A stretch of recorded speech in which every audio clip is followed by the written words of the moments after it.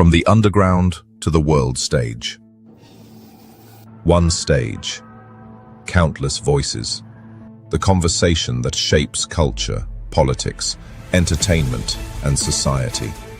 Politicians, comedians, musicians, actors, public servants, leaders, unfiltered, unscripted, unmissable.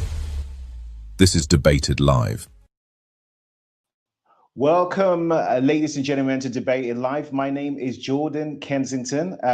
We are live and direct. Today is the 24th of December, 2026. Welcome to the show. We have a special guest coming on the show today. I'm not going to waste any time. I'm going to go straight to the introduction. Ladies and gentlemen, please welcome Malins on the show. Malins, how are you? How you doing? Wonderful. Merry Christmas to you.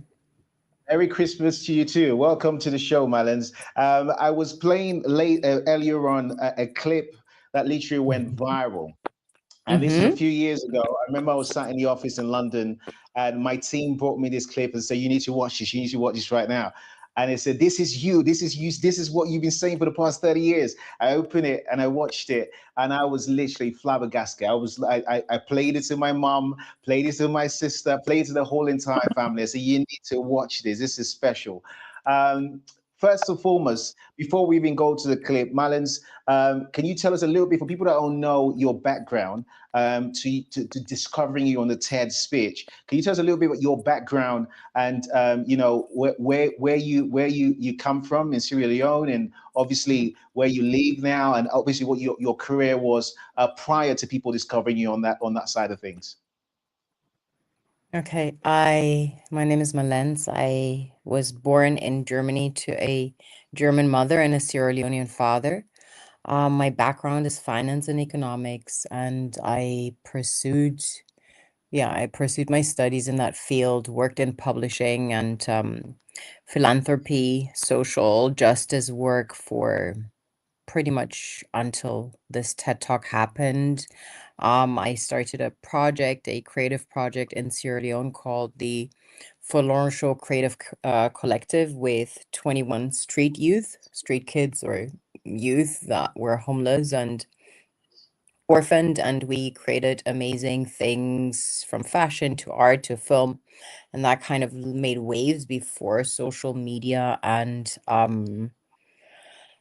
that ultimately led to this TED Talk. However, I've been always invested in social justice. That's my calling, to instill balance on earth, wherever I see discrepancies. And Africa has been the breadbasket of the world. And I feel, up to that point, it wasn't clearly verbalized, it wasn't clearly articulated, it wasn't clearly perceived.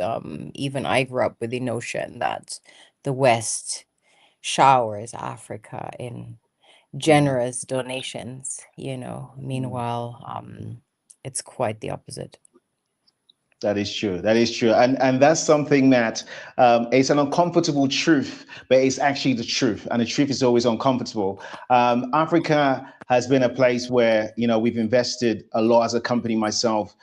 We have Republic Africa, we have colleges, universities. We've invested a lot in the past 30 years. And when you made that speech, it was kind of a wake-up call, because one of the discrepancies I saw, growing up for a long time was Africa being looked at as a charity, a charitable cause.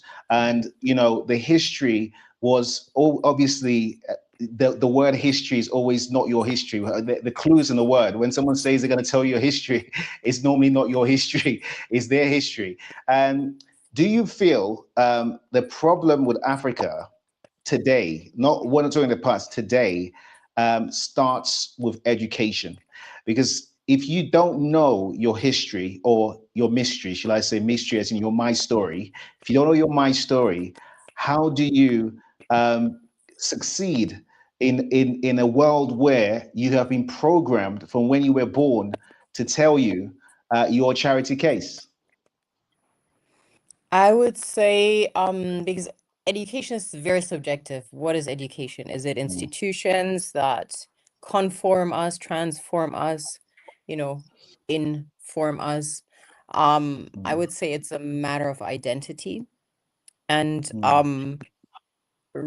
embodying your identity more so than understanding it, because for as long as Africans have not been disconnected from their traditions, their lineage, their roots, their practices, and first and foremost their spiritual practices and their spirituality, their spirit, there was no question as to who we are. And the moment that happened, something, yeah, the intrinsic engine or heartbeat or connection to everything that's of the higher realms had been severed. And I would say today, if you want, we have more educated Africans than ever by the conventional definition of education. Yet the identity has been severed, undoubtedly, and so I wouldn't say it comes down to what we consider education. It comes down to what we consider practices. Because from our practices and our traditions, and our rituals, we embody identity. So it's like the identity is in your DNA. But I guess what I was saying was, I'm not talking about traditional education. I was talking about more. We live in a world where you can't escape it. The programming in terms of the education or the educational system that's currently in place has been brought in by the West into Africa. So what you find is when you go to schools, they're not taught your languages. They're not taught the heroes that have passed through. They don't taught the people that have invented things. They don't taught the richest person in the continent was called Mansa Musa, and the richest person in the world was called Mansa Musa for Mali. They not thought the real name of Africa was Al-Qabilan. They not thought about Kush, Kemet. They not thought about what the resources they have. That's something you talked about very intensely in your speech, because I mean you made an example of, there are people mining at the back of their houses, but those same people that are mining in the back of the house are not even allowed to sell, and they probably don't even know the value of some of the stuff they have, because most of the countries that have diamonds and gold, they're not really obsessed with it as the West is. So they're not taught about the value that you see is very important to administer that their spiritual side was severed, which is very important. But moving on, because as we move on, we have to look at solutions. And one of the things is, if you're moving on with the same system, say for example, someone says to you, hey, do you know what? We have the youngest population growing in the continent, that literally in a few years' time, we are taking over. The thing is, what's the point of taking over with the same mentality that you've been indoctrinated with? Because you're going to be worse than the colonizer who indoctrinated you with that mentality. So is there, I look at a computer as, if you don't put the right program into a computer, it will have a virus. But now your computer, as you said, came with the right program in the first place. That was your DNA, that was your spiritual book. But if that's been severed, and it's been replaced for centuries with the wrong programs that have led to loads of viruses, is it a point where we need to destroy the old program, and the ones in the know, or it's a new program that needs to be recreated, so that the young people are growing up with a completely different mentality?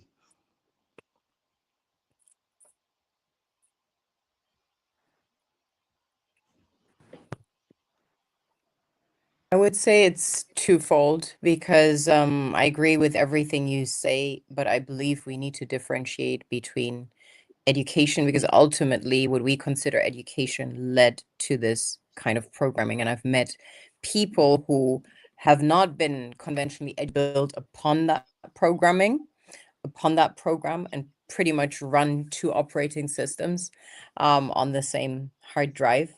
But I feel what really set Africans back is being severed from their spirituality, in my opinion.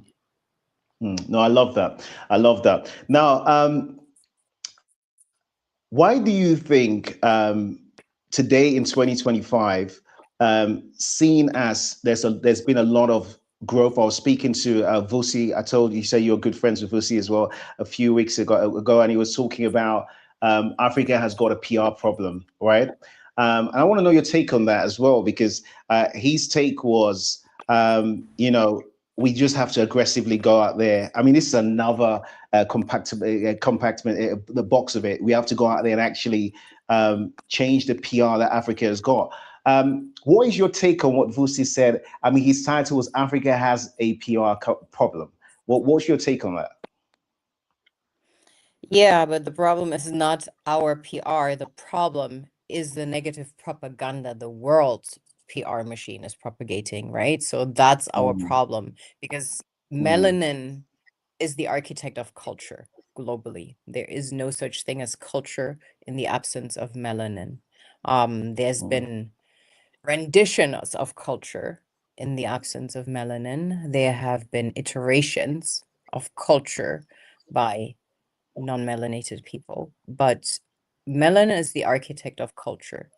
And because it's the architect of culture, and culture is a frequency that's contagious, it spreads with or without PR, right? Look at America, who is the architect of culture, right? Ultimately, who is the architect of culture globally? You can go wherever you want and drop Bob Marley and Michael Jackson in a jungle, be that in the mm, midst of Kerala or somewhere in the Sahara, and people will know who these people are, right? Not just because of PR, but because of the spiritual current that is projected through these cultural architects. That's why I believe it is the of utmost urgency for Africans to get in touch with their spirituality. And how Because can how do you? Sorry, did you want to say something? Yeah, because I feel these things do not come down to education. You know, Mm, these people that are the utmost ambassador or carriers of that currency of culture or that current of culture, they're not necessarily the most educated. They're not necessarily, mm, but they're embodying the largest spiritual capacity. Vusi being one of these people, right? He's very mm, educated, but he carries spirit. So I believe mm, that is why he has that magnitude and that resonance. mm, And so, yeah, for Africans to get in touch with their spirituality, that's like overriding the code. That's the elimination of the virus. The virus ultimately has been indoctrination through religion, because the rest is transient. You know, when we mm, see at when we look at African Americans, the most disconnected and disenfranchised from their actual history or her story, yet mm. great um architects of culture. Mm. No, definitely. So, what would you say is a key way? Say a young person is watching it right now. We have actually a young African coming soon on the show who's he calls himself Mr. President, and I love him. He's all over social media. He's 12 years old, Emmanuel. He goes all across the world at 12, really talking about Pan-Africanism, Africa. I mean, he's going to be coming later on the show. I hope you watch him. He's in Seychelles now. Extremely, very, very inspiring. So young people watching now, when they hear how to reconnect to your spirituality, what would you say is the key way to reconnect with your spirituality? I would say everything in life, in this infinite current of life, returns to the origin, right? And I highly urge Africans, melanated people, to come back to the origin in their worship of self. I think it all starts with self, and identity starts with honoring and reverence of self, and that cannot happen for as long as Africans pray to constructs, European constructs or Arab constructs. Mm, You know, these are beautiful systems in their own right, but they're renditions of our blueprints. You know, when we go back to ancient Kemet, aka Egypt, we have blueprints that supersede everything, and that Europeans took renditions of, and created a programming that incapacitated Africans in their entire capacity. So while Africans, because Africans operate from spirit, right? So that's a given. They operate from spirit. So we can't undermine that. You can be extremely educated, but once you switch that button off, there's only that far that you will go. However, when that button is switched on, education will be overridden. But Marley had no education, right? He probably did. I don't know. Yeah, I'm not sure if he went to high school. I'm not sure about Michael Jackson if he went to high school. So these are just examples, and I'm not against education. I've gone through it to recognize life as the school, you know, but I've been educated, you know, so I'm not against it, but more so to learn social code, I would say. No, I definitely agree with you. I'm sort of, I'm not completely against, but I am half against, conventional education. I think I always have this saying, when I had, we had a debate issue, we had this live debate once, and, we had scholars from Oxford University talk about, education, the importance of education, et cetera, et cetera. And the comment I made there was that, I'm going to prove to you that education is not a system that was an African system. It's based on cause and effect.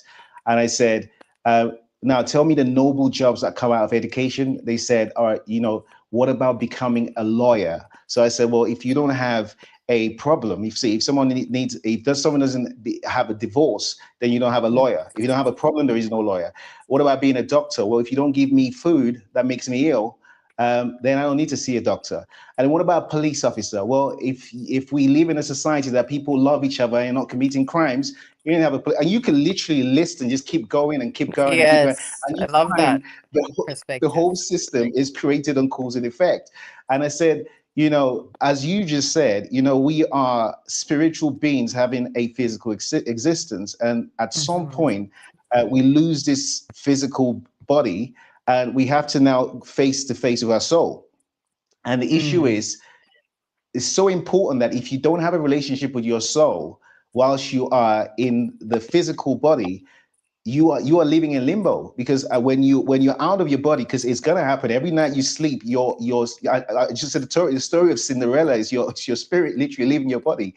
So if you don't know what's happening, you get up in the morning and you just think it's a dream, which is a word that just kind of makes you not investigate.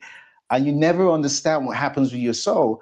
When it actually happens where you go to the next dimension, you'll be confused, you'll be lost, you'll be living in limbo because you haven't got a relationship. So it's so important to invest in getting that connection back, that spiritual connection back, understanding the soul back, because that's where the real, power comes from. It's not by the physical energy, it's the real power comes from, And the education, to me, that is education. And when we look at the ancients, in Egypt, it's so well laid out, right? What you were, I love the perspective that you just shared, because that's a beautiful way to look at things. And I would say when we look at the laws of Ma'at, upon which everything is based, like the 10 Commandments and so forth, it all has been like reducted out of that, then these are foundations of society, and if we educate ourselves based on what came from us, I believe we would supersede and exceed everything that is present on earth right now. I completely agree with that. And do you feel that the race for Africa to embrace technology is, a new kind of neo-colonialism, which is basically going to also hinder that connection? Because I was having an interview 3 days ago with someone about, AI and ChatGPT. I said the clue is always in the word. When you hear artificial intelligence, it's already telling you. I mean, the good thing you got to give credit to the West, is that they just don't lie when they tell you exactly what they're going to do. They literally, they tell you that this is going to be artificial intelligence. You got to love being artificial. And you're like, yeah, of course, give it to me. Give it to me. Let's do it.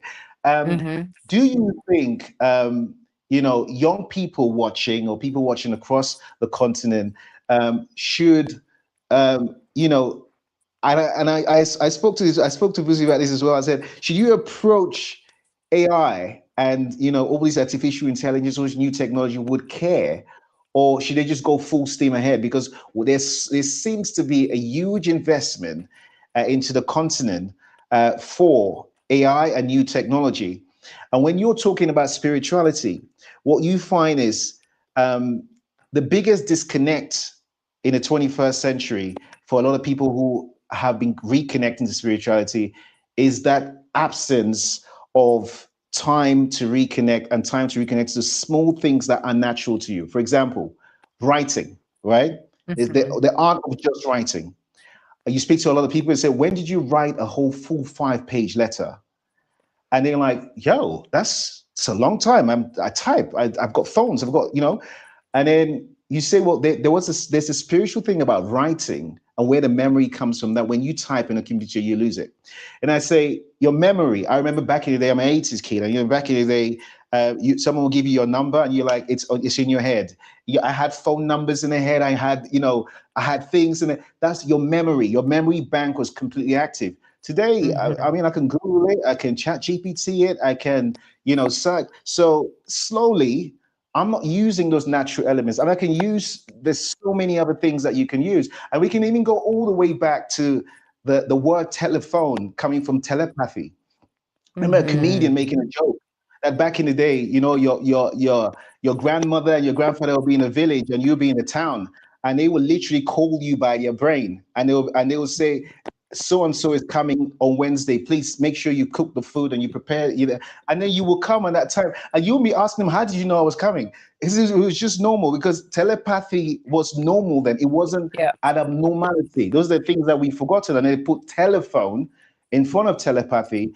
And sometimes you get a brief of that telepathy come up, and you say, hey, I was just thinking of you and you called me. You just called me now. And the person will be like, no, that didn't happen. You weren't thinking about it. You're lying. You're like, I guarantee you. And that's telepathy, which we don't practice anymore. So it's lost.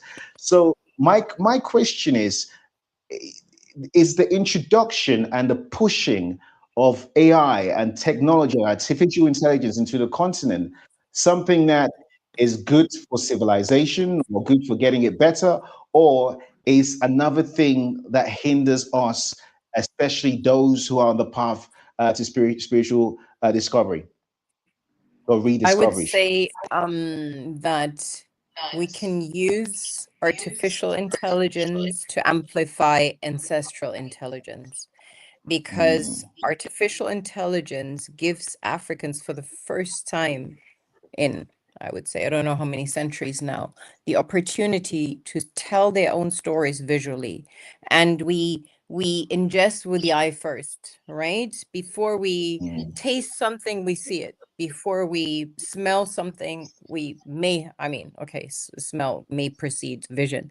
But vision is like, you can't unsee what you've seen, right? It is like that. You can't unsee it. So this is like an unsolicited programming that happens visually, right? So us having the ability to correct all the misinformation that has been issued, by the West, from claiming, like African history as their own, especially when it comes to Egypt, because they always want to create proximity to greatness through lies, through things that are far from the truth. And for Africans now to tell their stories visually means, especially on a continent like Africa, where in many countries we have illiteracy rates of 60-70% in Sierra Leone. I don't know about Nigeria or other places. So audiovisual information, a great majority of the population relies on audiovisual information. So maybe not so much the younger generation, but the younger generation are able to use AI to tell the stories, to really tell our ancestral stories. And I think this will literally reprogram the world, because these stories haven't been told yet, right? Our ancestors. Mm. Africa is full of wealth, of mythology, A lot. Yeah. amazing stories for days, yeah, till the turn Yeah. of the century, and we haven't told them all, right? So I believe Africa, India, like places of rich culture, these stories will be Mm. told, because I mean, what are we going to tell about Europe? You know, genocide, Mm. genocide, war, war, war, war. We're done with that, right? Yeah. So I think it's that time, and I see on social media these phenomenal visuals, and that's when you know, okay, the spirit is alive. The Sounds right. Yeah. phenomenal visuals that they're Mm. like, now they can make it seen, you know, what is on the mind. They can Mm. bring it to life and put it out Mm. there, and that will reprogram the world ultimately, you know, because I feel it's a technological war. I wouldn't say I'm a fan. I'm a fan, and I'm also not a fan of AI, because it's there's no thing that's powerful that's just good or just bad, right? Mm. So I would say the origin, I question the origin. I question Mm. what it is, where it comes from, you know, I question all of Mm. that, but how it's being used by Africans, I think it's phenomenal. Okay. No, no, I get you. Telling stories is what you just said. And the story of Africa, when you explained it, you explained the bit that was very important, which was that Africa was blessed with wealth and resources to an audience of, I think that was in Germany, or it Yeah. was a Western audience. I'm born in London, and I've done business in London all my life.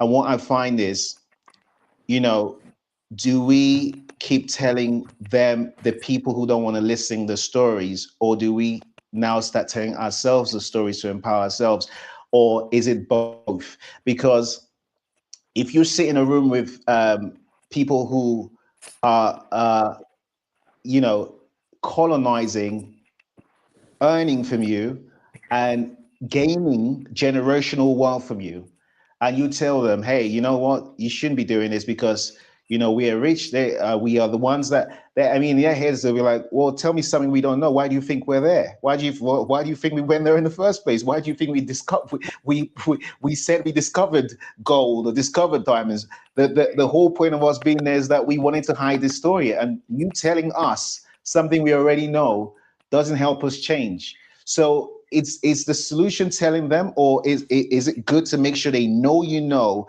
and then empower your people?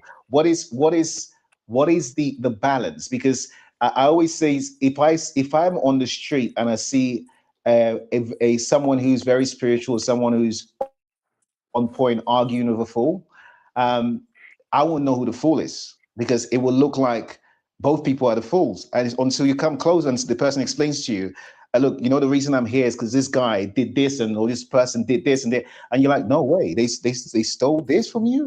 But I would never have known if I'm just driving a car and just passing, seeing both of them arguing together. I would say at the current level of programming we're at, or I mean, let's go back to the time of the TED Talk. That was 10 years ago, but I feel we're just coming out of this tail end of Hmm. the psyop, the dream spell, right? Everything is coming Hmm. to light, everything. So Hmm. from that vantage point, it's very important that a white male voice delivers the the the status quo. Yeah, because everybody is programmed to listen to whiteness. Everybody is programmed to praise whiteness, the white God, the white Jesus, the white this, I mean, okay, Muslims don't really have an image, so to speak, but Africans, Christianity, whiteness is the authority, and the male is the authority, right? Globally, regardless of culture. So it is important for the white male voice to deliver, to be the messenger. Yeah. And then for everybody to fall in line. So even when you pay attention to the AI videos that correct some misconceptions and misinformation, they put a male white voice there, even though it's probably an African that generated is, just so that Right. even Africans, oh, That's okay. Because the Africans are also brainwashed. They have assumed the Mm, role of, oh, I'm inferior. The white man is superior. White Jesus is what I pray to. And the mm, reason, not even being known to them, but they believe that, right? The white is pure. mm, White is the indoctrination has, like, literally the virus has taken over the system. So I mm. feel it's very important to shift the paradigm and the mindset within European minds. I think it's very important, and it's Mm. happening. No, and I agree with you, and I also sit on the fence on both sides. The part where I sit on the fence, and I'll tell you the part where I sit on the fence and say where I agree. The part where I sit on the fence on is that we do have to take out the virus of an inferiority complex of always thinking the West is superior, especially in Africa, and that indoctrination has to be taken off immediately. Um, and I think sending a white person to be the leader of that message also amplifies amplifies that into, because it doesn't, it just reiterates the whole thing where we still need this person to come and do something, and that need factor has to be taken out. It's kind of like sending a thief to go back to where they stole, to tell the people that, hey, you know what, it was yours in the first place, right? And the people will be like, oh, for real? Like, yeah, like, it was this. You see all this stuff that we've been just like flossing on you guys. It was yours in the first place. No, yeah, it was. And it's just like, what's the thief doing telling me that it was mine in the first place? But then on the flip side, where I agree with you, I want you to see both sides and see where we can meet in the middle. Where I agree with you is that when a thief does steal from somebody, right, or someone does commit, and they kind of change their ways, which I don't know if they're going to change their ways, and they come back and they're like, "Look, I've changed my ways now. I did steal from you.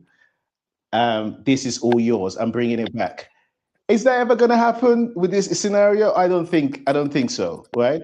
Um, will they bring back what they stole? I don't think so. I think we will have to, Africa, which Africa is doing. Africa is doing. We have to kind of ignore. And the example here is China, for example. Um, 40 years ago, when I knew about China, all we used to watch was karate films, kung fu films. And we Mhm. sat there, we'd be like, oh, Bruce Lee and Jackie Chan. And that's all I knew about China. And if something came in, like someone gave you something on China or slippers or whatever from China, made in China, no, bad quality. It's going to be bad quality. Today, China just locked themselves. I'm not talking about all the other atrocities that China. I'm just talking about in terms of what story they told the world. They just stopped listening to the West, and they also put laws in place to say nobody's allowed to connect to the West, Western social media, Western media. We are going to lock in and just make sure we create.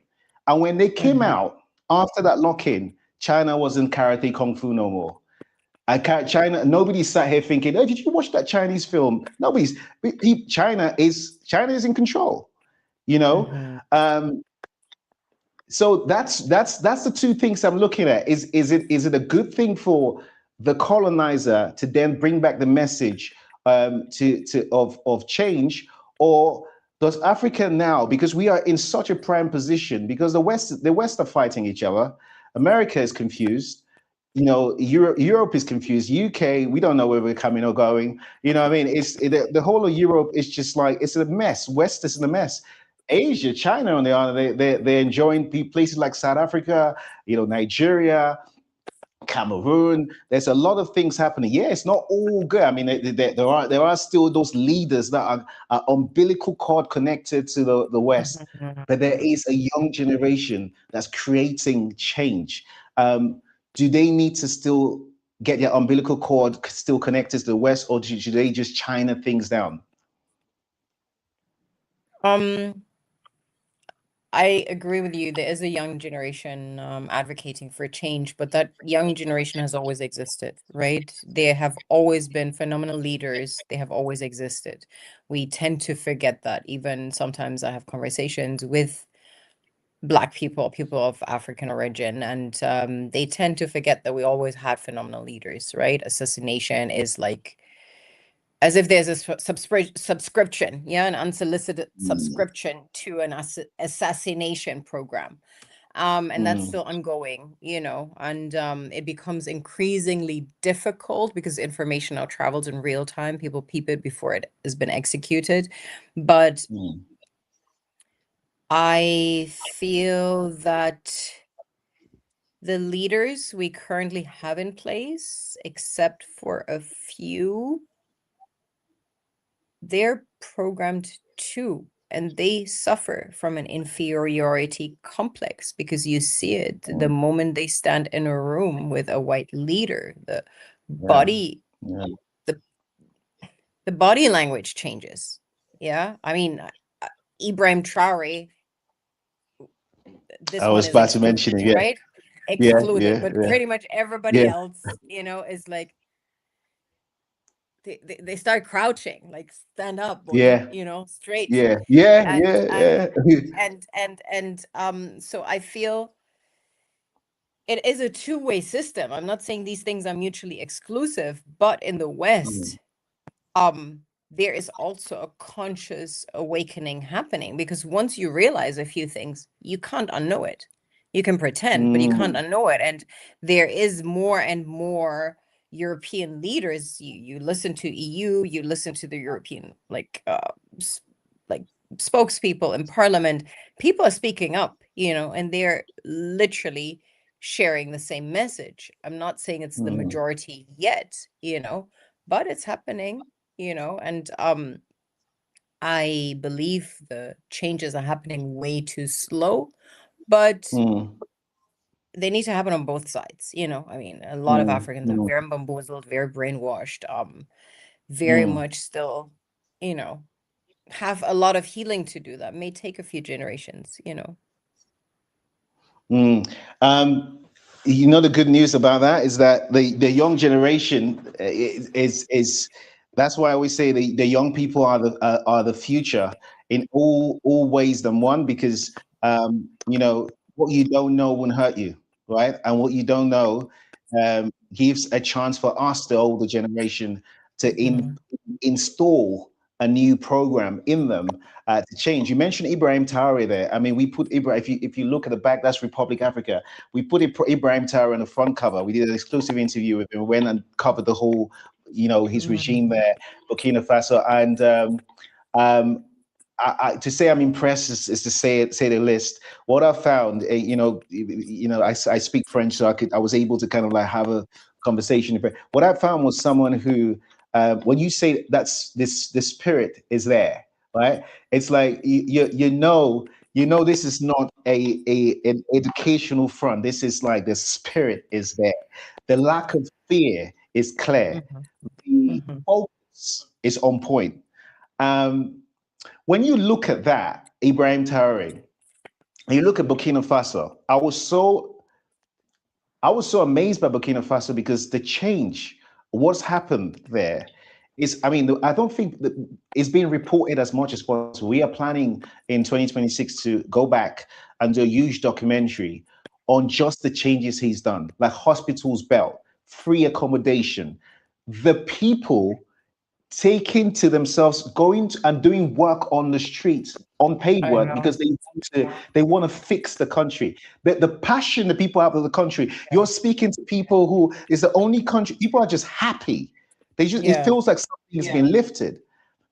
And you saw, and we all witnessed in real time a few months ago, I think it was this year or last year, where as soon as Ibrahim was doing all these massive changes, all this amazing stuff, the Americans sent someone that looked like us, a colonel that looked like us, to then start the PR machine, because the PR machine Yep. is always very slight. Oh, these people, we're not really sure what they're doing with the money. It's always the thief accusing the person who's not stealing, and it all started. And the premise of that was what you just said. We've always had great leaders, and you know what's happened to the leaders. And I guess the fear that you see with leaders when they are sat amongst these people is two parts. I don't want to say if you're sat next to a devil, you'll be scared. But what I'm saying is they know the history of what these people have done. You shouldn't fear a power of someone who hasn't got power. However, some of these people have been put in power. 90% of African leaders, unfortunately, have been put in power by the West.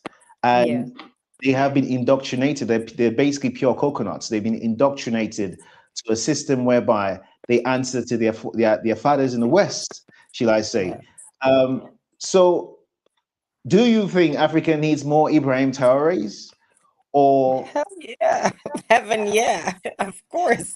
because more Ibrahim Traorés means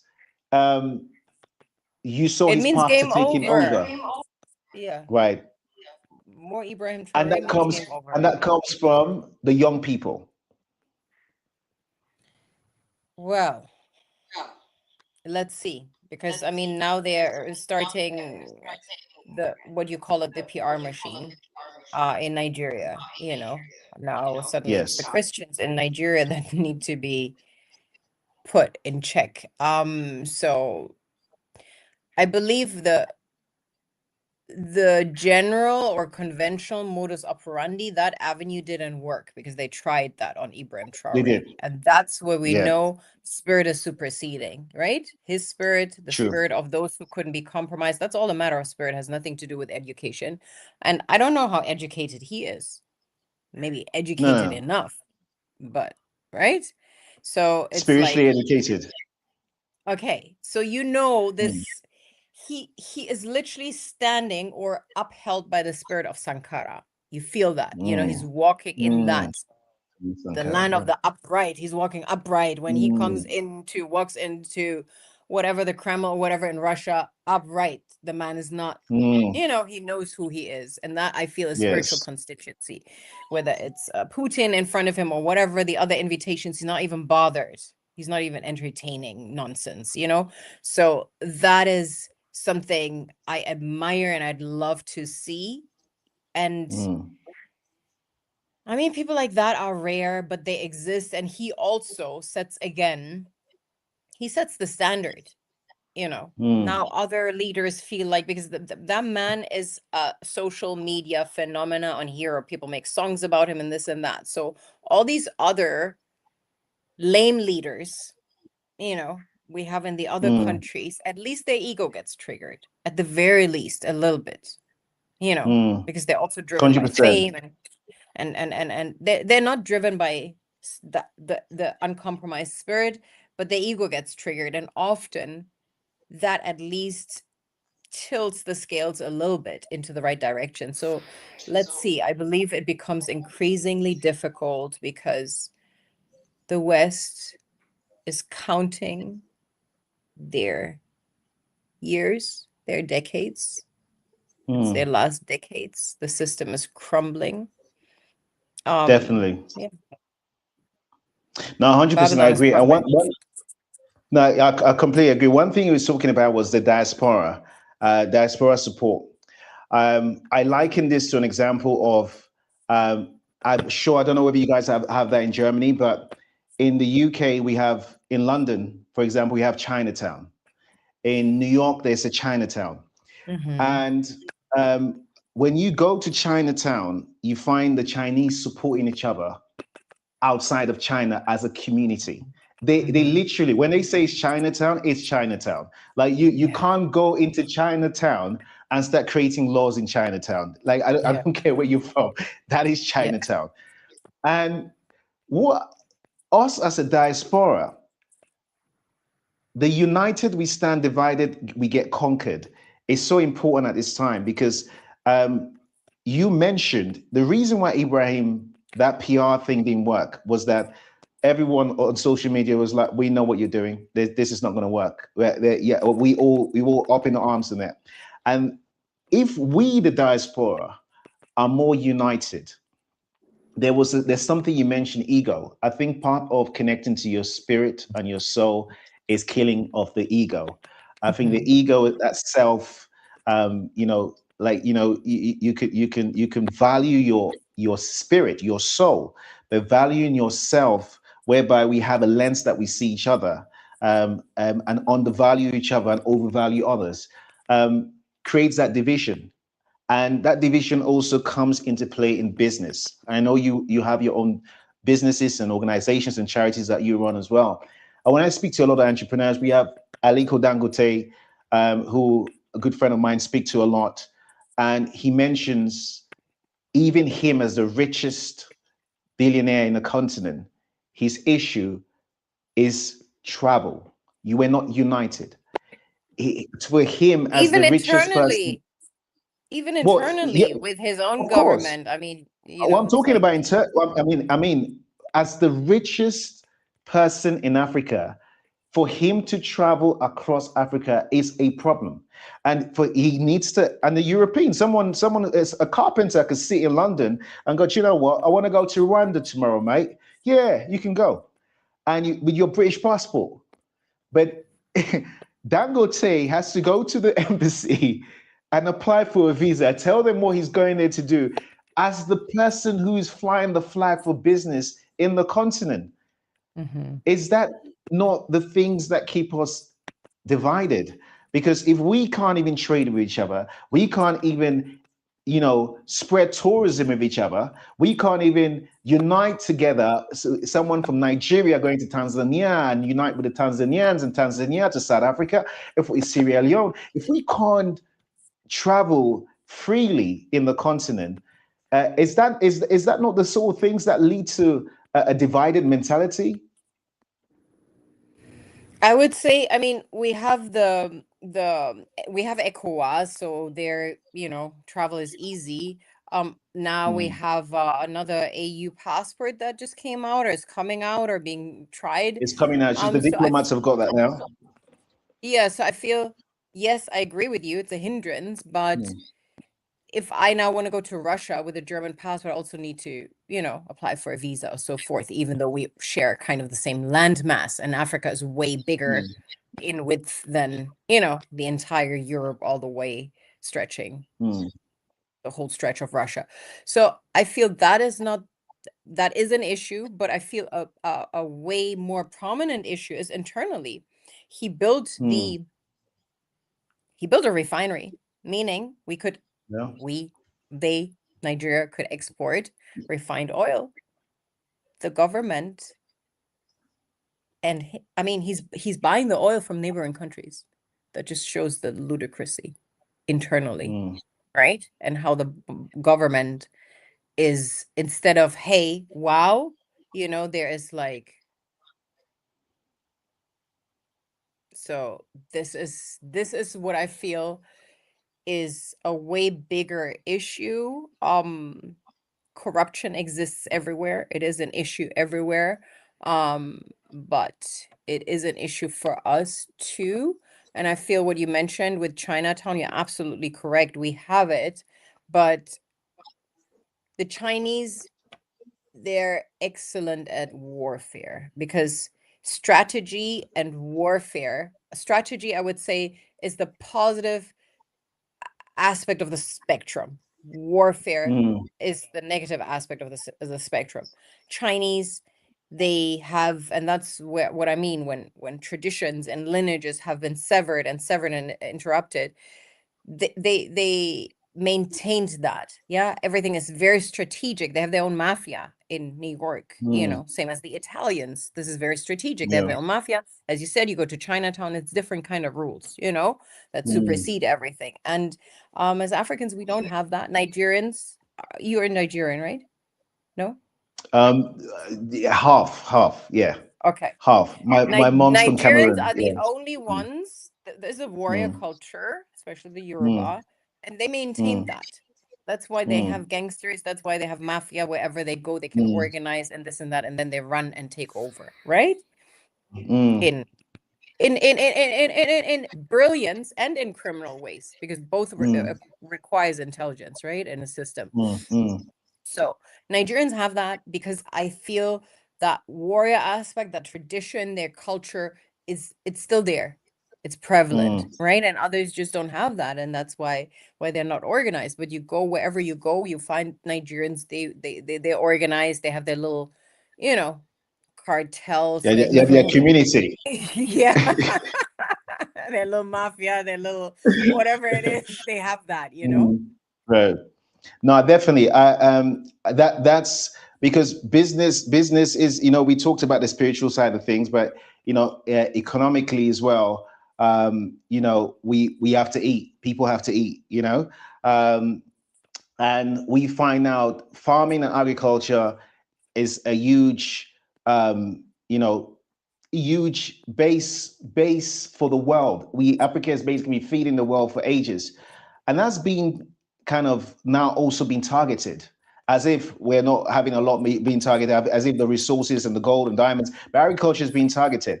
But agriculture is not just being targeted in a way that was done 50 years ago. 50 years ago, it was just, and it's still being done. It's just getting as much food, as much raw ingredients, as much. We all know that.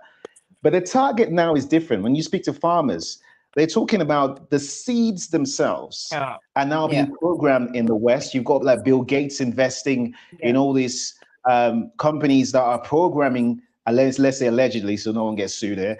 They're programming seeds, No, allegedly but that's programming seeds. known.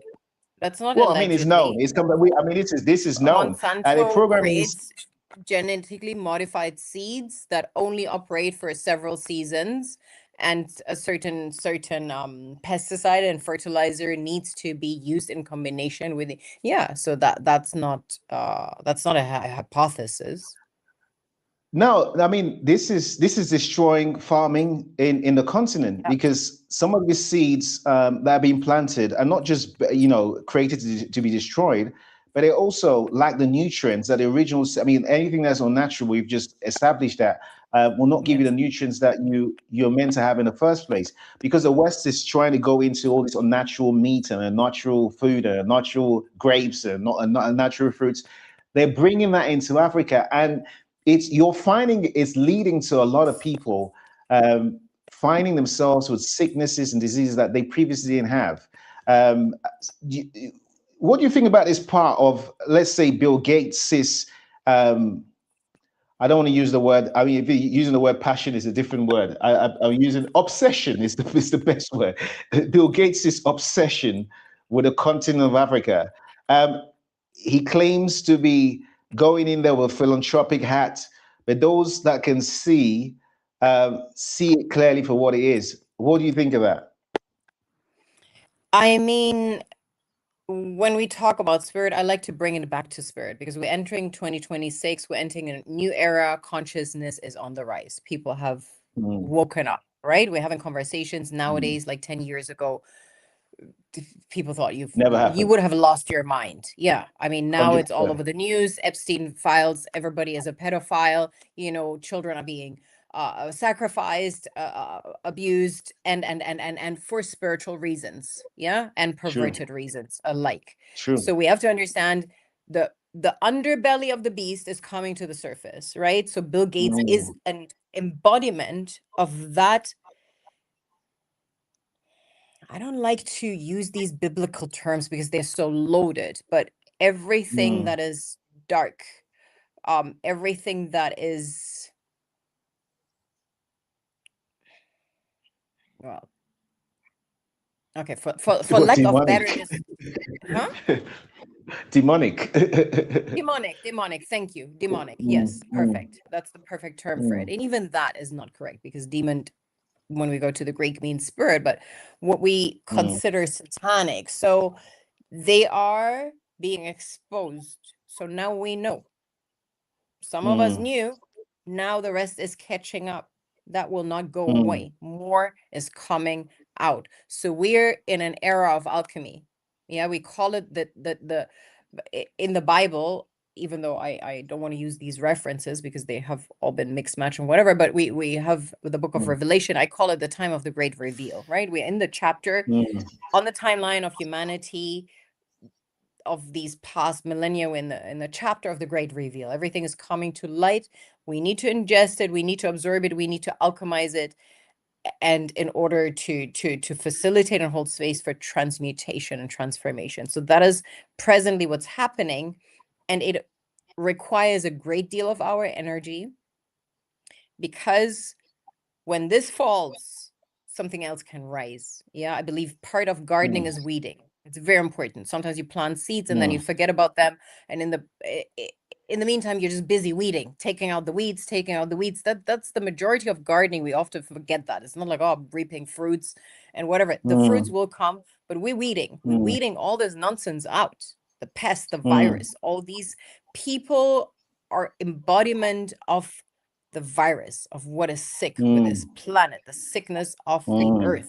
Bill Gates is the virus, right? I mean, it's mm, it's it's by it's not by chance that he's the one spreading it, because he is the virus. mm, He mm. is the virus. He embodies the virus. It's funny you say that. His company Microsoft, it showed how viruses work in computers. So so it's not different to doing that in real time. I like the fact that you said weeding out. I think that's important. I'm in terms of that, actually, like us, people who are waking up. I won't consider myself as someone who's waking up, because I've been this way. I come from a family that we're all this way. We all, like, literally, we were clued up from day one. So there is no way. Like, literally, if you speak to my mom, Came out she'll of be like, "What are like you that. talking about? This is what we do. This is we were like this on day one." But I'm speaking for most of the world that's waking up to a lot of this stuff, and it's shocking to them, because when you've been indoctrinated for too long, it's shocking to them. What is the actionable things that we can all do? Because you mentioned, as we're going into 2026, it's not by mistake that we're having this conversation. I always think, if you're a spiritual person, you know that life is very funny. Like, everything is happens at when it needs to happen, and no matter what challenges that come into play, if it's technical or anything, that it flows. Life flows when you're spiritual and you know what is meant to happen. It just goes, right? And Mhm. nobody can stop that from prospering. Um, so those kind of information is very important, because information goes through people, and like, one of the things that you did with the TED talk is, without knowing it, you open a lot of people that don't even know who you are, know what your name is, up to today. And they'll be when they are having conversations in their little groups, they'll be saying, "Oh, did you watch that? There was this lady on TED Talks. What she said, from that day, my mind was blown." And I'm talking black and white, right? This happened Mhm. worldwide. This literally happened. When you're going to 2026, what are the actionable things that people can do to ensure that, first of all, the continent becomes what it should have been, a better place full of love, a place full of enrichment, wealth, and peace and happiness. And also, the world becomes much more of a better place, because part of living in a spiritual frequency is understanding that there should really be no fear. Fear is false evidence appearing real. There should be that exists in the frequency. Once fear exists in the frequency is broken. And what we're talking about is years of fear and years of our nervous systems being broken into submission. Mhm. Once that disappears, you're in a frequency of love, and there's nothing someone can come to you and say. I mean, I had it during the COVID era. I literally, in my head, I told my wife and the whole family that, let's just, this is how we're going to operate. COVID doesn't exist. I said it doesn't exist. And by the most highest frequency, I ended up in Mauritius for 2 years, because I was going there for a week. And when I landed in the country, they said to us the whole world had gone on lockdown. And that's why I stayed there for 2 years. But Mauritius With your became family. place with a family. My wife was pregnant at the point, so my son got born in Mauritius. But Mauritius became the only place in the world that was literally didn't have COVID. They had to pretend that they had COVID in the end because it was the last place and everyone was putting pressure on them. You need to say you have COVID. It's 1 million people. No, everybody was just doing, people on the beach drinking cocktails. Like there was Same nothing here. Same in for 2 years. Indonesia. Yeah. For 2 years. So, but in my mind, as soon as I heard the thing COVID, I just decided to leave in my mind and say this does not exist. And up till now, I still in my mind, but and you know, respect to anyone that had it. I'm not talking about your experience. I'm talking my experience. I feel there's a frequency in not agreeing spiritually to something that's been sold to you, because that spiritual contract does matter too. And those are the things that I think moving into 2026 people need to learn. They don't understand the generational contracts their parents and forefathers have signed, which is spiritually chasing them today. I don't understand the spiritual contracts that exist today when someone tells you something and you just accept it and you move into it, and then it comes to you because what you believe you become. So as we move into 2026, what are the actual tools that we can use to actually ensure that we are strong? I think Malins is going to come in a minute there. But we just lost Malins there, but we were talking about the importance of building spiritually. She's going to come back in a minute, and we'll continue that chat. The importance of building spiritually. So, what are the key elements as we move into 2026 that you would advise that people should be training their minds, should be doing to ensure that things change? I believe we live in a matrix, in a psyop, right? So it starts here. Everybody can change this. And everybody can tell stories and project the stories onto the grand screen that are of what we wish to see. And people are already doing that. I see amazing stories being told, through AI, through the tools that are now available to us. What is also equally important is to alchemize darkness, and we're doing that because we're all conduits of this collective energy, right? We're all doing this by holding space, by witnessing the information, as ugly and as dark as it is, but by doing so, we're being witnessed. And as we're witnessing these people that are presently on the top of the pyramid, be it a Bill Gates, be it a Trump, be it literally everybody, is being implicated presently. We've all waited for this moment to be witnessed because we've known forever. I mean, you said, okay, you've been like that. So you've known, what's been going on in politics and the kind of darkness, and we have it everywhere. It's not exclusive to the US or the West. We have that in 100%. Africa too.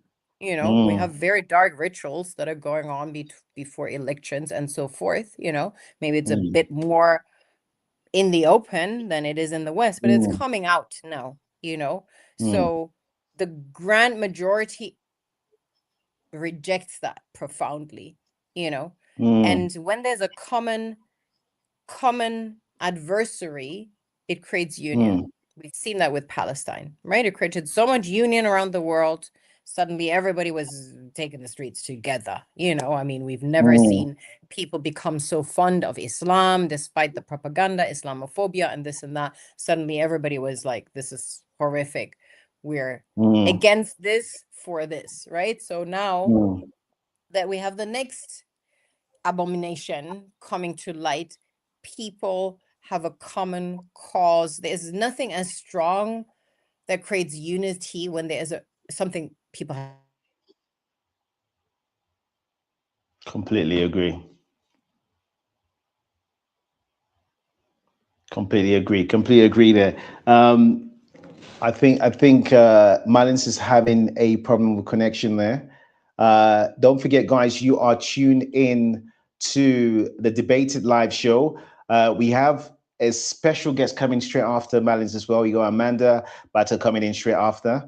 And you've been hearing Malins there live. We've been talking about everything to do with Africa's growth, what's happening in Africa, all the amazing things that Africa is doing. And we just feel like it's time. It's time. There's going to be an amazing resurgence in the continent, and that's something that all of us should be proud of. So while we wait for, I think Malins will join us during the later part of the show. I'm going to introduce our next guest on the show. I'm going to introduce our next guest. And our next guest is someone, we always get people that go viral here. And viral to me is somebody that kind of does something or say something that, gets you thinking. And we also want to share with the audience so they can learn from as well and learn where their mind is. The thing with content on social media is there's a lot of content that people can learn from. So don't forget, after Malins, we will have Amanda coming to share her points of views as well. Oh yeah, well, we've got Malins is back. Malins is back. So Malins, you were talking about the shift of consciousness and that there will be a union with a lot of people because the cards have started falling. Everyone can see it in real time. The Epstein files, all the stuff that's happening across the world, Palestine, everyone is seeing in real time. And you can't argue with your eyes now because the reveal is happening. The veil has been taken out. So that union that time has begun. You have a few businesses and charities and stuff that you do yourself. Can you tell us a little bit about what you do? I saw you were giving a friend of yours Afua is an oil that you do, a natural skincare oil. Can you tell us a little bit about some of the stuff that you do? Yes, so basically I run various businesses. One of my core business is holistic body care products, through which I also empower communities. One is a black soap we make in remote parts of Sierra Leone, and it's infused with gold plasma made from gold that I mine ethically. Then Afua also, I gifted her the famous Secret Ceres. It's a 2,000-year-old recipe.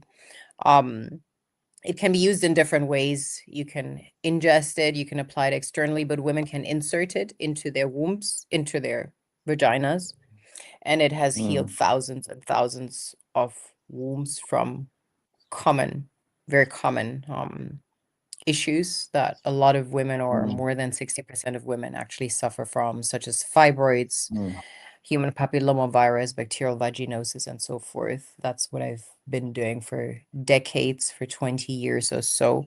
I run a ethical mining operation in Sierra Leone. Now we're expanding to other countries. For me, the common denominator is the womb of the woman, the womb of the earth, how we approach it, and to reap instead of rape the earth, because the way we are mining is horrific. We impact the earth generationally, we impact the communities generationally, and the most precious minerals are mined by the poorest people. That's a given globally, and I would like to change this in my lifetime. And that's the mission I am on with the venture. It's called Ethical Minerals, ethicalminerals.com for all these people that are interested. Ethicalminerals.com. I love that. Yes. I love that. Basically empowering communities, mining ethically without chemicals, closing the holes, turning former mines into farms, and it's a whole circular economy. I love that. I'm going to check that out, ethicalminerals.com. And now, two questions for me on the show. This is a debated show. So in all our shows, we have the magic red box. And that's the magic red box here. I don't know if you can see it. We pick a random card from the box. All right. And this, as you can see, it's not something that we will know what the card is. Let me jog that in. So a random card from the box. And we talk about what the cards say. So this card on debated is, and after this, we'll ask you what your hot take is. This card is social media's impact on mental health, love affair, or disaster waiting to happen. Social media's impact on mental health, love affair, or disaster waiting to happen? Your take. Both. I believe this too is a double-edged sword. It's not healthy to be in front of a screen and as a result disconnected physically from humans, life, nature. But I also believe that people have been living isolated for decades, and social media allows like-minded people that are probably outliers within their community to connect to bigger community of people that actually exist and are out there, and collectively they can impact change by connecting through social media. So I would say it depends on how you use it. It's definitely a distraction. It takes far too much time from us because it constantly stimulates us and it informs us. There's so much happening in the world, but it also creates a grid, almost like a grid of neurons that fire and inform each other in real time. There's no such thing as, oh, Charlie Kirk gets whatever murdered, shot, imploded, whatever happened to this man, and people on the other end of the world not reacting and already analyzing and plotting and what has happened, and 24 hours later we have a collective answer to a certain event. Or Ibrahim Traore, while these people are still on the way trying to compromise people in his camp, somebody already spilled the tea on the way. It's Yeah, like social media yeah. allows for that. Or Candace Owens, suddenly she's threatened, people are already, oh, whoa, whoa, whoa, whoa, whoa. So it created a global community that Sure. allows for global consciousness, collective consciousness to shift, and I feel this has benefited the state of mind when it comes to racism, when it comes to feminism, when it comes to sexism, when it comes to misogyny, patriarchy, gender-based violence. These are all topics that isolated wouldn't have impacted change in this capacity. I love that. Final question, Malins. We have, what is your hot take? Now, what's your hot take? When I do in America, everyone knows what I'm talking about. When I do in Europe, people are like, "What is a hot take?" A hot take, obviously, is something that you don't, even if people don't agree with, you don't care. This. You will argue on this forever. This is what you stand on, and you stand on business. What is your hot take? I'll let you cook. The womb is the most intelligent place on earth. I 100% agree. I don't think you even have to explain any further. I 100% agree. The womb is the most intelligent place, man, and that's where man comes from. Nobody can say anything to that. 100%. Malins, what would you like your legacy to be? My legacy will be that of instilling balance where there is imbalance, and in this lifetime contributing to justice, peace, and equality for all. Amazing. Malins, thank you so much for coming on the show. It's been a pleasure speaking to you. And best wishes. I don't celebrate Christmas, but best wishes for the new year, and more high spirituality, more blessings from the Most High. And let's increase. Let's work together. Let's increase more love in the world. Take care. Pleasure. Thank you. Bye-bye. Take care. Bye-bye. Merry Take care. Christmas. Bye.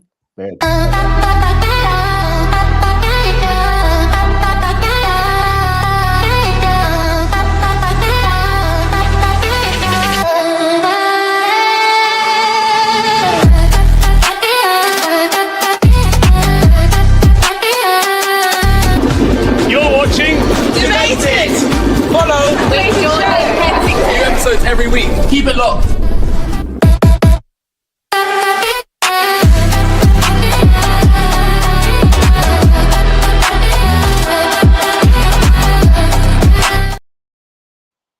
Yes, welcome back to Debated Live. Jordan Kensington, the building. What you had there was Malins. Thank you so much, Malins, for coming to the show. What an amazing show that was. She talked about a lot of things, and that very inspiring, very inspiring. If you're not inspired, then what more do you need? We have our next guest coming in, and before I even introduce her, I'm going to play a clip that first led me to her in the first place. And it's something that my team brought to me and said, check this out. Let's go. Children learn how to treat their fathers by watching their mothers do it. And ladies, I know you might want to tap out right now, but if you stick around, I'm going to say something that's going to help you. Children are emotional sponges. And even when you are not sitting them down to teach them a lesson, they are learning about love, partnership, and respect in the way that they are nurtured by you. If they are constantly watching their mother dismiss their father, talk down to him, or use a certain tone or body language towards him, that becomes the blueprint. This is not a one-sided game. I understand that this can go both ways, right? But that's not the issue we're dealing with today. Let's stay on topic. For most women, respect is not automatic. It is rooted in a deep level of admiration. Most women need to feel that their man is better than them in some way in order to deeply respect him. I'm not talking about the general respect we give to all people. I'm talking about the level of respect that you give to the man in your life who you're saying is going to lead you, protect you, and who you're saying you're going to honor. And when I say better, I don't mean it in the sense that he's superior or controlling. I simply mean that he's admirable. He's emotionally disciplined, competent, decisive, protective, and grounded. Psychology backs this up. Studies show that respect within relationships stems from the perceived level of competence, integrity, and strength of character. Studies have even found that when women perceive that their partners are lacking discipline, direction, or ambition, contempt and dissatisfaction begin to rise sharply. And according to John Gottman, those are two of the strongest indicators for relationship breakdown. It is extremely difficult to respect a man that you do not look up to in at least one area. And when there is no respect, even in the moments when you may try to hide it, it shows to the people around you, to your partner, and to your children, if you have them. By default, your children will see who you listen to, who you honor, who you roll your eyes at. They pick up on it all. That's why it matters who you choose. You can't just go for who chooses you. As women, sometimes we give away our autonomy too quickly for fear of the timelines that we've placed on ourselves, and we end up settling for men we don't respect. Admiration is something that is naturally occurring. You shouldn't really have to work too hard at respecting your man. You can't raise respectful children in a home where disrespect is the daily language. You cannot teach honor if it's not present in your own partnership. And everyone gets hurt in situations like that. You, your partner, and eventually your children. So ladies, use your free will for something good today. So much can be avoided simply through good decision making. Yes. That's so strong. And that was the voice of Amanda. Amanda Batter, welcome to the show. Welcome to Debated. How are you? I am well. How are you? I'm fine, thank you. I'm fine, thank you. So as I was saying, we here on Debated, we're always in the know. My team will always bring me people that are saying things that are relevant, things that, you know, the world needs to hear. Amanda, when you posted this, what inspired you to post this in terms of relationships between men and women? And you know, it's a big thing. When you speak to a lot of divorce lawyers, the first thing they always say is, when the divorce lawyer will say, or therapists, they'll say when they speak to the man, the first thing the man says is, "I didn't feel respected, and that's why this didn't work." Yeah. How did you come? Because hearing it from a female's perspective is quite different, because that's what men always say in those kind of situations. So hearing on a female perspective, how did you come yourself to that sort of conclusion on your side? So as a therapist, I do a lot of reflecting on my own. I think that therapists must do their own work. And I was reflecting on my own upbringing and the way I think I maybe had just got off the phone with my dad. And I was, you know, I noticed how sharp I was with him, and, you know, kind of just the tone that I had with him. And I just started thinking about the way I grew up and the way I watched my mom interact with my dad. And they're still married to this day, right? Love each other dearly. But I would not want to operate in that same manner that I watched my parents operate together. And I see how much it has influenced the way that me and my siblings speak and interact with my dad. And I'm not crazy. So I know there are reasons for everything. And we can see that the influence of the mother and the father is so strong when it comes to the relationships that your adult children and younger children will have with you. No, I completely agree, because it's very clear that in you are living in a household that there is a disrespect on your father. It becomes a whole thing where the kids become disrespectful, and the person mirrors back what you're giving them.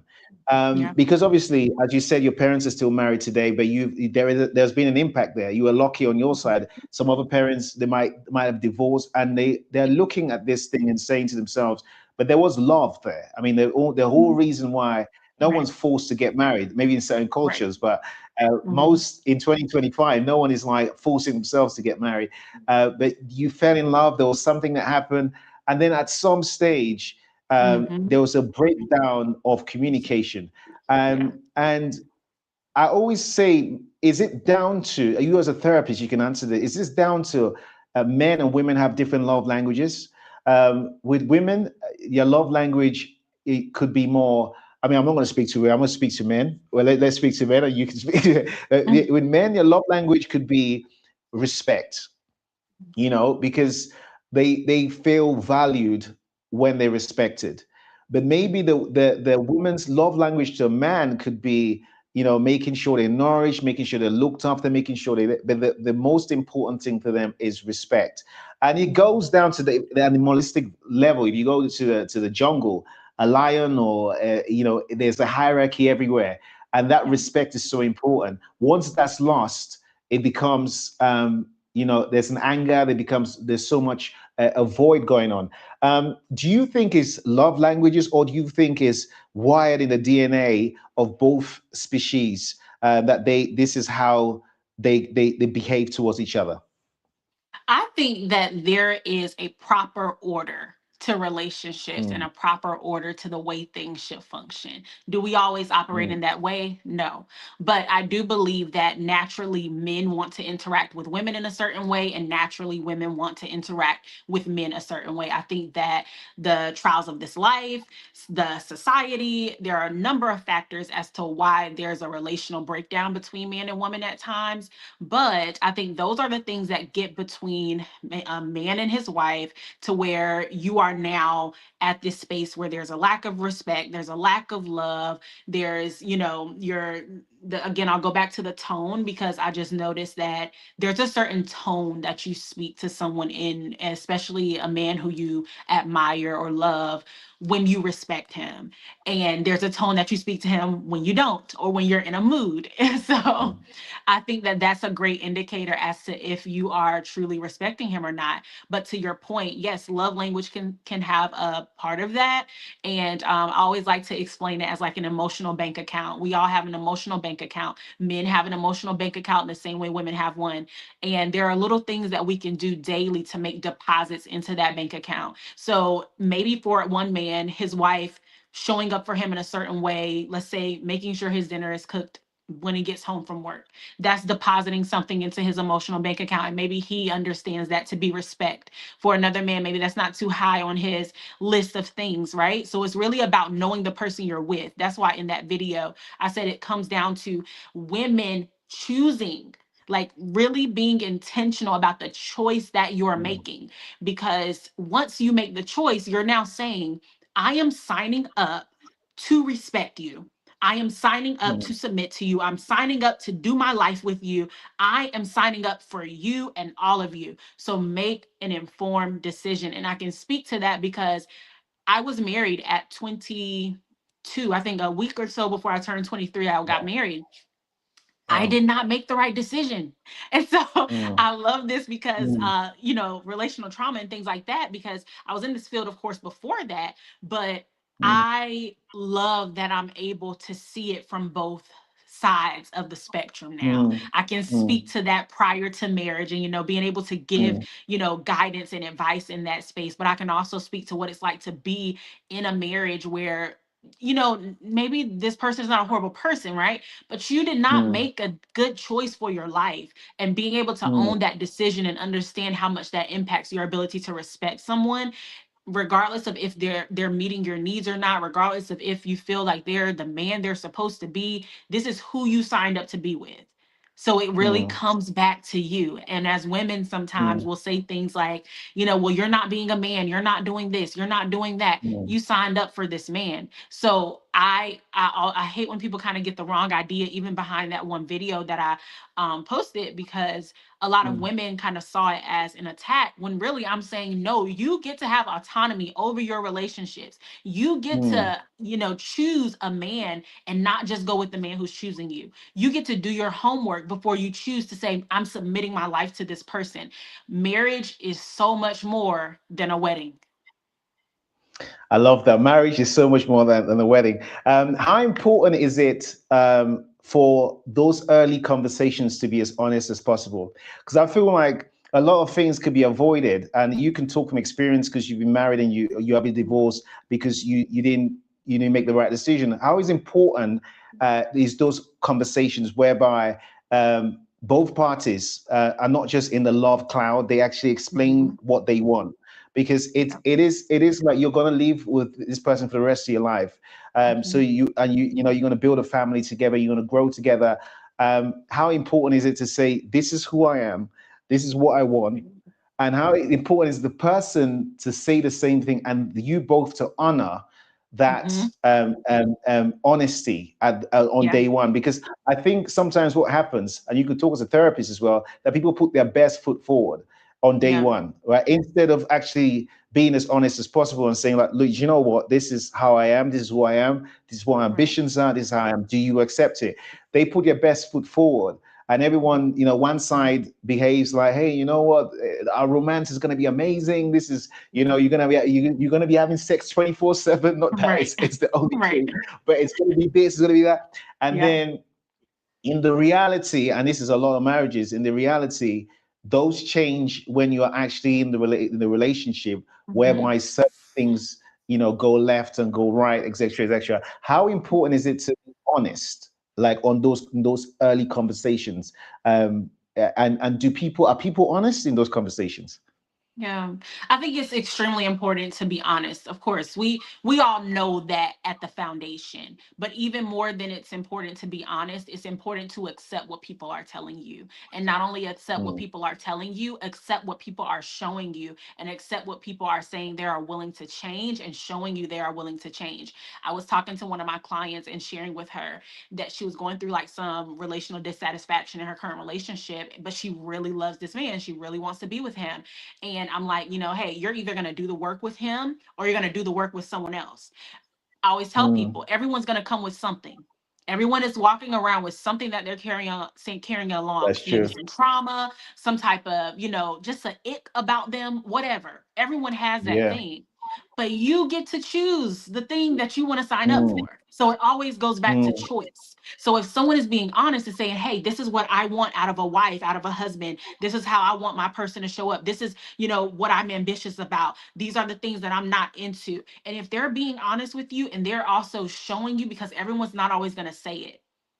Everyone's not always going to say it, but you have to also be observant. So as you mentioned, not being caught up in a love cloud, coming back down to ground zero, keeping people around you who can keep you level-headed and kind of bounce ideas off of and say, girl, you might need to think about that. Hey man, did you ask her that question? Having people in your community who are not dating this person with you, but has a set of eyes who can give you wisdom and guide you in the direction that you need to go as you're making decisions for your life. Because sometimes what we do is we make a decision for the moment instead of making a decision for our destiny and for our purpose and for what we actually want for our life.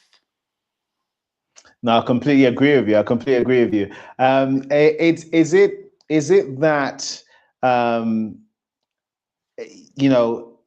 it's what we fed by television and film that has obscured? Like we was having a conversation earlier on with Malins, and I was talking about programming, education and programming. Her point was, programming has to change. Like the way people are being programmed has to change. The educational system has made you believe something else that it isn't. Romance has been something else that it isn't. You don't understand what you're getting into, and that education needs to be done, and from a very young point where you understand that this is how.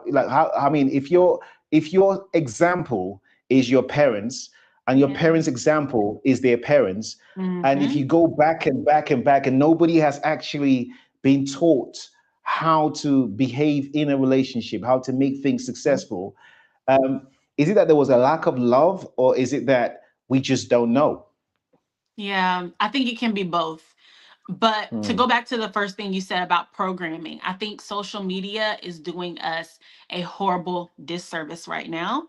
I think that there is an influx of content that speaks a lot about what women should expect, what women should want, what women, so much content like that, who men should be, how men should show up, what men should pay for. Like there's just so much content out there like that I think for a lot of people it's skewing their perspective, and it's putting them in position where they may have the opportunity to be with a really great person, but because of all of the messaging that they're receiving, they can't decide on, should I go forward with it? Should I just keep staying on the fence? Should I go forth with it? So they're playing this back and forth game, or completely cutting people off who actually could be good for them, but because it doesn't meet what social media standards said, then, I'm not going to do it. For example, we all see this debate. I don't know if you have, but I've seen it so many times. I'm tired of it, about men paying the bills and all the bills, and there's just this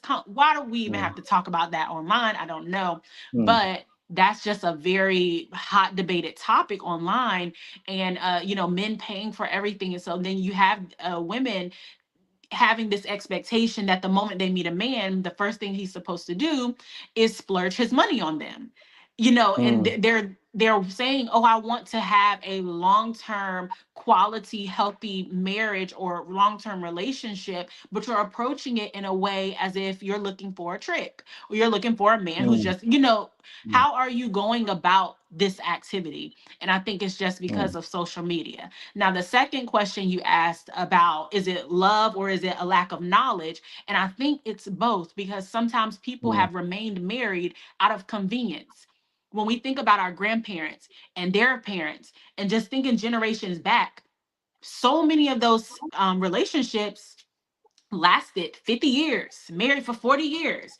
That doesn't mean that they were happy, and many of them were not. Many of them were abused. Many of them were unfaithful. Many of them were not healthy at all, but they remained together out of convenience and because it was expected of them. I was just watching Fences the other day. I'm not sure if you've seen that movie with Denzel Washington and Viola Davis. And he had a baby on her and then expected her to raise the baby for him because the other woman died. Crazy. And so it's just, but that's the culture that our, many of our families lived through. And then we expect that now we're just going to be raised up and we're going to be able to go off and have a healthy relationship and a healthy marriage just by osmosis. No, we got to do the work. We got to unlearn those unhealthy patterns. We got to unlearn what mom and dad and grandma and grandpa taught us. Maybe not even by, again, sitting us down and teaching us those things, but we have to unlearn what we observed. No, I love that. I love that. Don't forget, guys, this is the Debated Live show. We are live online on different platforms. We have several platforms on there that we're on there, wherever you're watching from. Don't forget, coming after Amanda, we have Enoch, a young president, shall I say, from Africa, coming after. We had some legends today. Amanda Bata is a relational trauma therapist. And relationships is how you relate to the ship. If you don't relate to the ship properly, it ain't going to sail the direction you want it to sail. So it's so important to learn how to relate to that ship properly. You have friendships, you have relationships, you have situationships. All these ships that we have to relate to it properly. Amanda, there was a viral meme years ago. It was not a meme, it was a viral story. I don't know if that story is accurate or not, whether it was a real story or not, but this actually went viral. And the story was, a woman married this man in Brazil, And everything she will ask the woman to do, she will just be disrespectful. She won't do it. Like anything do nothing. The woman didn't want to do anything. She was just so disrespectful to him. But she divorced him and went and married another man, right? And literally everything that man asked her to do, she was doing it for the other man, right? So the man was like, this makes no sense, right? Because like everything you were arguing about not wanting to do, not wanting to be submissive, you're doing it here, right? So what's the difference? Like what was the difference between that? You as an expert in trauma, what do you think was the difference between those two scenarios?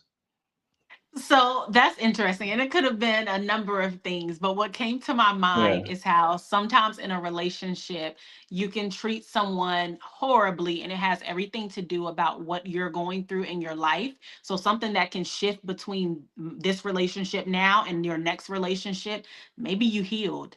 Maybe you realized through that divorce or through that breakup that you were a hot mess and that you needed to get your life together. And so, of course, that person is now going to be a recipient of the healed version of you, whereas the person before got all of the junk. And that's why it's so important for people to do their work and really, take your time in your singleness to unpack the things that are impacting your life and your relationships and your heart and your ability to trust and have healthy relationships and respect and love and care, to unpack those things so that the person you're with doesn't have to be suffocated underneath the pressure of your traumas. But yeah, something that could have happened between that is simply maybe the person went off and got healed, or maybe they were out to get you the whole time. They hated you and they just wanted to. There is so many things that could happen. It can one or the other. Yes. Now, talking about healing, Amanda, you do healing seminars, healing workshops, and healing conferences. I remember there was a time back in the day, me and a lady called Sherry Silver, we went to launch a healing center called the Love Clinic, like a healing clinic place. Your healing conferences, what's the inspiration behind that? And how do people get involved? And is it just in America? Are you going to be taking it across different countries as well? What was the start and what you're doing with that as well? Yeah, I always tell people everything I've created, like those spaces for women, it was first something that I needed. So I recognized that in my own deficits and in the things that I was struggling with, I would have benefited from having a space like that. And so what I did was create it for other women so that they can have that space like that and not be in a space of regret or need when they're going through. And so that's the heart behind any type of event or retreat that I've created through this time. And yes, I do them in America. Our next retreat, though, is going to be in Dominican Republic. And so I'm really excited about that. And I cannot wait. It's going to be a time of rest and reconnecting with ourselves and with our sisters. So I'm really excited. I love that. And if people watching want to come to the one in Dominican Republic, where do they go to? How do they get involved? Yes, so you can go to IamBeyondBrokenness.com or simply on Instagram at It's Amanda Justine. Amanda Justine, brilliant. So you're on the Debated Show, Amanda, and we always have the red box.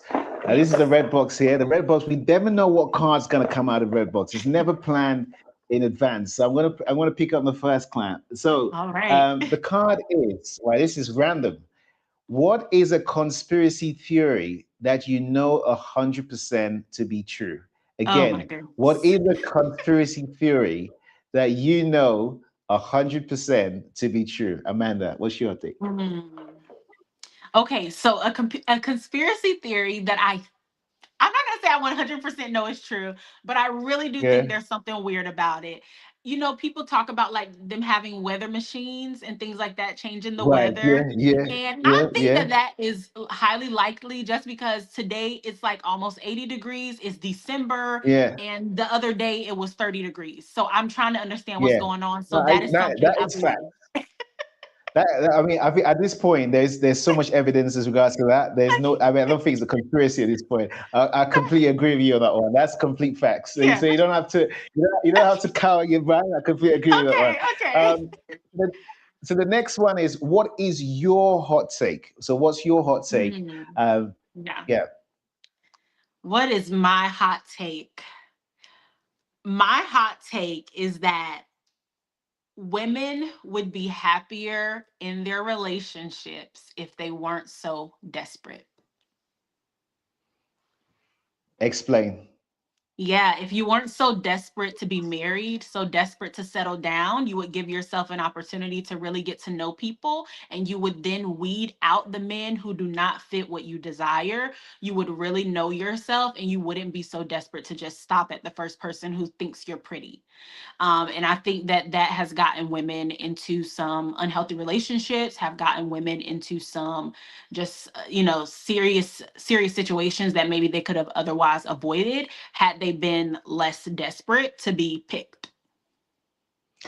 And do you think that's coupled with also doing a deep learning about themselves and doing that healing before even, because I feel like you either do that deep learning and healing before you get into a relationship, or when you're in a relationship, you either want to start and actually start doing that healing and deep learning, because without that, it's just going to be the same situation happening over and over again, right? I agree. Absolutely. Taking that time to get to know yourself, because from that place of knowing yourself, that's the only way you can communicate to someone what you need, what you desire, what you want from them, what you want out of this life. But then what happens is a lot of women don't do that before they get married. They find the man who said that they were pretty, they get into the relationship, they get married, and then they start to do the healing work, and they realize, wait, what is this? And what's going on? Yeah, and I see it all the time. Like in my practice, I see it all the time. So I would just encourage women to stop being so desperate. No, I love that. So Amanda, your surname is Bata. So Bata, where is Bata from? Where is it Nigerian. From? I'm Igbo. Oh, okay. You're Nigerian. Yes. Bata also there is in Cameroon. There is Bata as well in Cameroon, and Nigeria is close to Cameroon, so you might have some roots in Cameroon. You don't even know. Yes, I did. Yep, I took an ancestry test, but yeah, my father is Nigerian, my mother is American. Oh, fantastic. Amanda, it was lovely to have you on the show. Best wishes for the new year, and we pray that the Most High blesses you with all the success, all the happiness and peace that passes all understanding. So as we go into 2026, yeah. Thank you. Amazing. Take care, Amanda. Take care. Bye. Amazing. Right, that was Amanda live here on the Debater Live show. Next up, we have Akot Emmanuel coming on the show.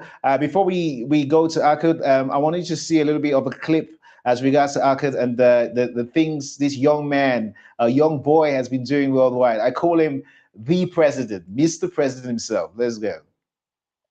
I wanna live my life with good vibes.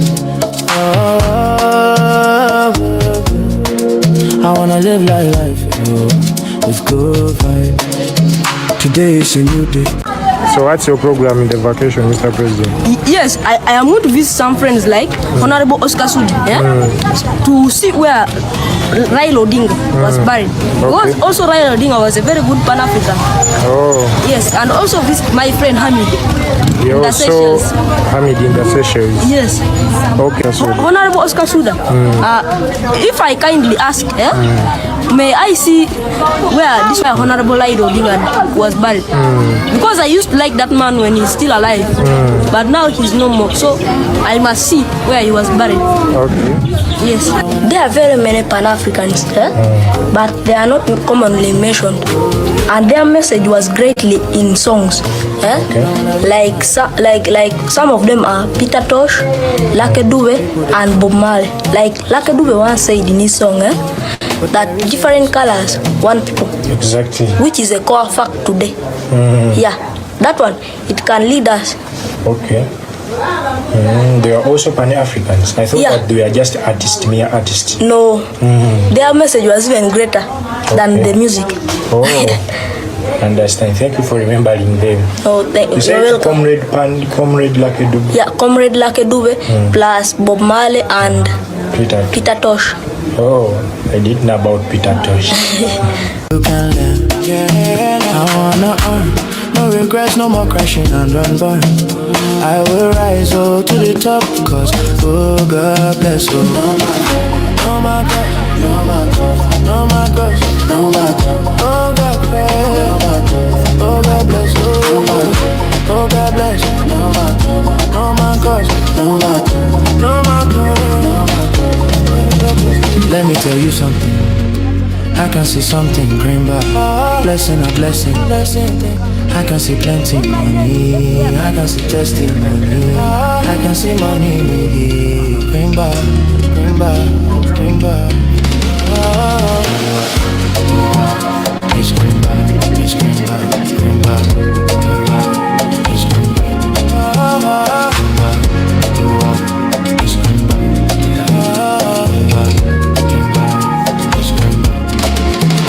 Ooh yeah, baby, I wanna live my life with good vibes. Ooh yeah, good vibes. I wanna live my life with good vibes.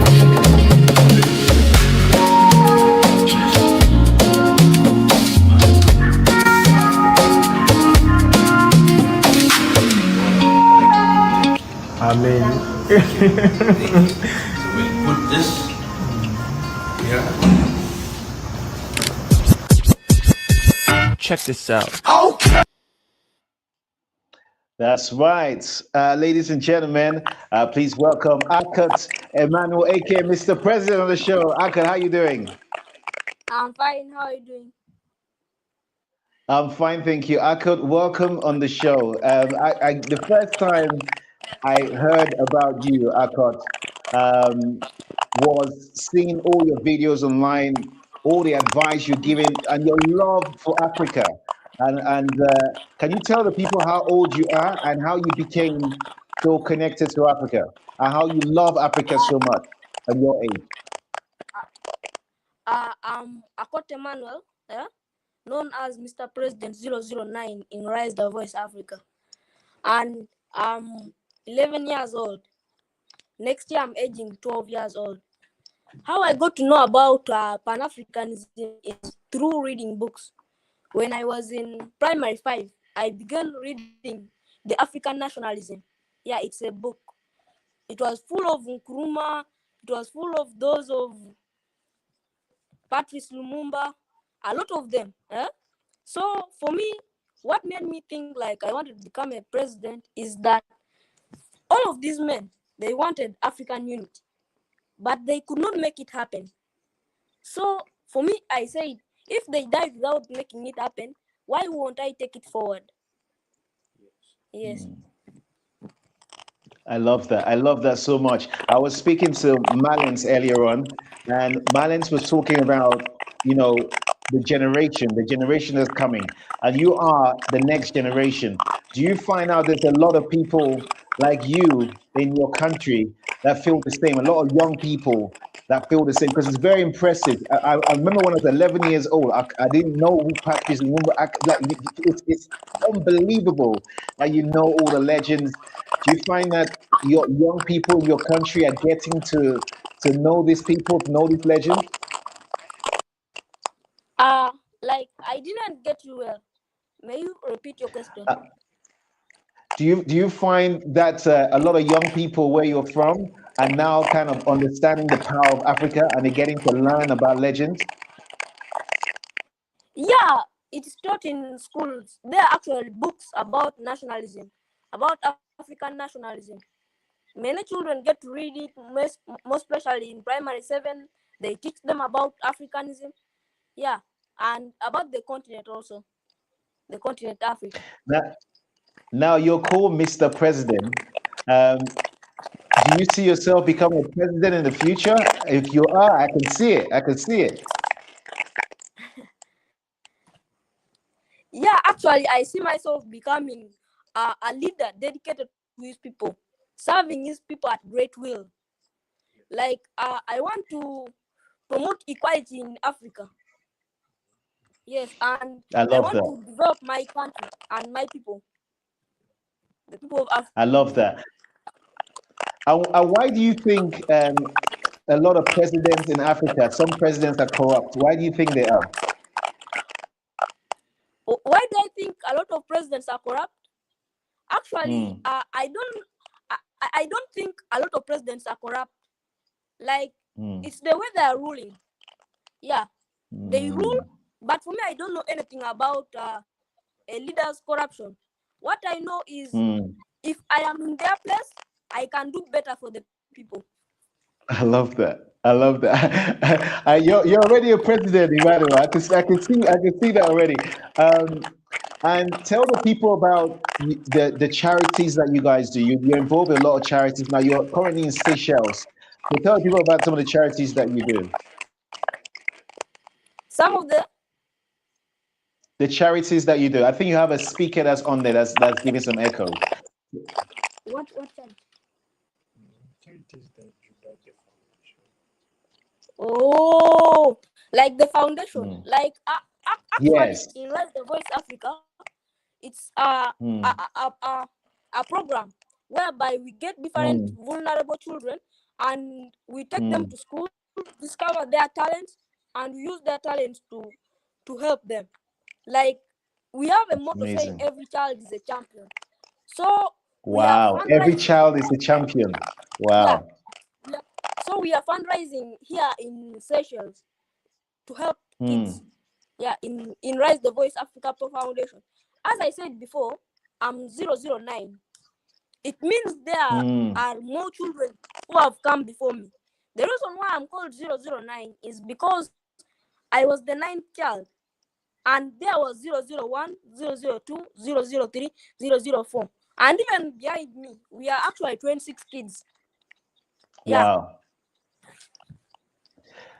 Mr. President, what do you think the young people, the message the young people in Africa need to learn from going to 2026? What I think the young people need to learn, they need to learn about Pan-Africanism, nationalism, and patriotism. They need to learn how to develop their country. They need to learn how to love their country, how to support their continent, Africa. Yes. Yeah, and they should also stop brain drain. They should also study, like to promote. How do you call the word? Which one? To promote this. How do you call? Yeah, to promote education. Yeah, in the continent. We want our people here in Africa to have a developed mind, so that they can make their own thing, like technology. I love that. I love that. I was speaking to Malin earlier on, who went viral for a speech about Africa, and she was talking about education, and she was like, education is important, but it's the right kind of education. And the right kind of education is education about your spirituality, yourself, your leaders that came before you, and Africa in itself. Because sometimes you find in Africa, the only education you find is the West. Do you think Africans need to learn more about African history? Like, do I think about? Do you think Africans need to learn more about African history? What I know is that Africans should focus more on job making than job seeking. If you can make your own job, it means you can make something of your own. We can make our own market within us, so that we can sell to ourselves. Yeah, not seeking market from the outside the West. Yeah, we should depend on ourselves. Africa should be a self-reliant continent. A continent which Mr. is President, depending on itself. Mr. President, Yes? you're very strong. You're very strong. You're very strong. You know what? I would not be surprised. I would not be surprised when you lead the country in the future. I wouldn't be surprised. Look, do you pray and do you have a good relationship with the Most High? What's your relationship with God and the Most High as a young person? Me? Yeah, I pray to God. I'm actually a Muslim by religion. Yes. That's amazing. That's amazing. And that means more to you. That's very important to you, right? Definitely. And you have a mentor as well that is always there helping you out. Isaac. Tell us a little bit about what Isaac has done for you and up till now. Actually, Teacher Isaac is my mentor. He takes care of us, the 26 kids. Yeah, at school. I love that. I love that. One of the founders of the foundation, Raise the Voice Africa. Raise the Voice Africa. I love that. So, Akkad Emmanuel, as we go into 2026, yeah, what is your message for Africa for 2026? Yeah, I'm saying that young people should engage in this one. How do you call it? In leadership, so that we can bring up ideas to develop Africa. I love that. I love that. Akkad, you are amazing, and I wish God bless you to become even greater. And we will be supporting your causes as well because we're loving what you're doing. We will promote after the show. We'll put your links on in below as well, so that people can get in touch. Have an amazing new year, and much love for myself and to all of you guys in Seychelles there. Take care, my brother. Okay. Take care. Bye-bye. Bye-bye.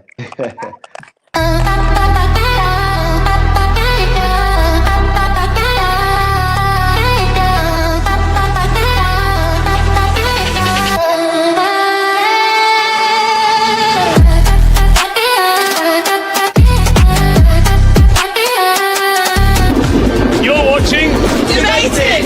Follow. With Jordan Kensington. New episodes every week. Keep it locked.